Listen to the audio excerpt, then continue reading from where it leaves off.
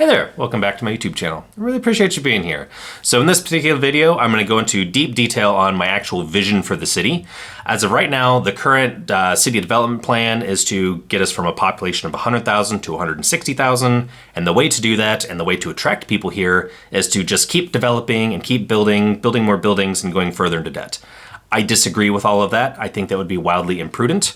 The other two candidates want to keep their foot on the gas with this plan and just trust that nothing bad will happen and everything will pan out great. And all the development and population density that comes with it will be great for the city. I also disagree with that, and I'm the only candidate that's actually going to stop the overdevelopment of 5-story apartment buildings. So if you want that, don't forget, write in Johnson for mayor of Carmel. But anyway, so unlike the plan for the other two candidates and for the city development, I would rather live within our means, no new debt, no new bonds, just live within what we've got, what we take in, and then pay down existing debt. Instead of developing, I would much rather bring people in and attract people to Carmel to want to be here and stay and come visit by leaning into the arts. We've got a great foundation for it, but I think it's completely undertapped, underutilized, and frankly, I think it's been a bit mishandled and mismanaged lately. So what I'd like to do is have our art district, who is shockingly devoid of art, be full of art. Surprise, surprise. So murals are fairly cheap, and I would like to see every building in the arts district have a unique painting, unique mural from a Carmel artist. That would be ideal. And I want to have an art festival where we have a warehouse just absolutely packed full of art. I want to auction that off, and I want to take all these statues that we paid some guy in California $250,000 for. I want to auction those off as well. As far as the warehouse is concerned, the funding from that will front end this art fund and this basically art festival. And the statues will fund each specific individual art festival. And the art festival that we're going to have will have Indiana artists show off their artworks and basically do a small proof of concept. And then all the Carmel residents can come out and they vote for their favorites, and whoever wins, that's who gets commissioned.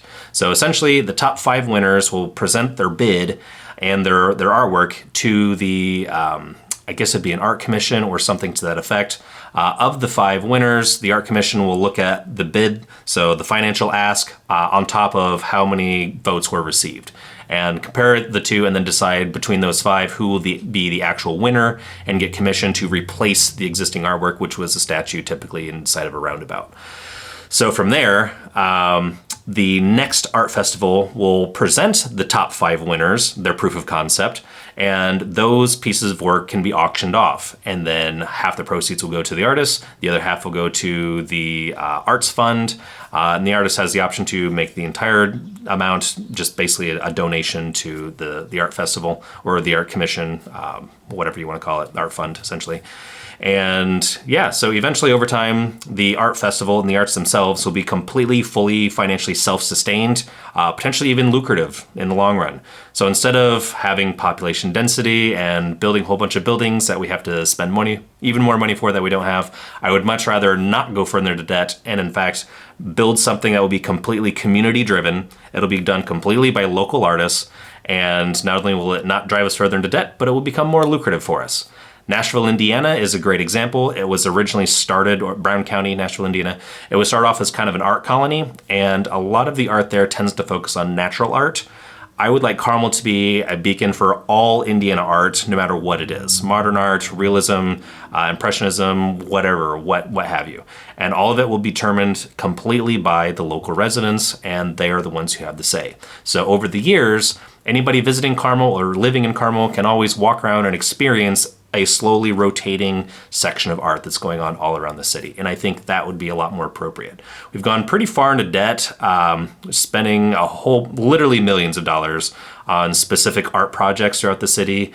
The money's already been spent, so since it's already there, I'd like to just keep what we've got and hopefully bring in these other art programs to facilitate a desire to want to go see these things.